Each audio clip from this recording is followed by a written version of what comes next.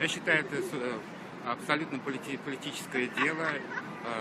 Алексей Навальный, я не сказать, что я сторонник этого человека, но я считаю, что выходить надо, потому что, как я держу сегодня, забрали его, завтра заберут нас.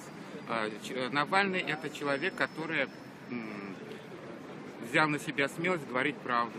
Он говорит об своем отношении к власти, к президенту Путину и к его Медведеву.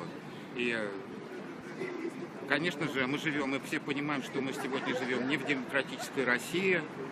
Начинаются политические преследования, начинается 1937 год, поэтому я вышел на площадь сегодня. Очевидно, что этот процесс является индикатором того состояния, в котором находится сейчас правоохранительный орган, избирательность, применение закона, прежде всего хоть тех, кто критикует власть, тех, кто не угоден по власти.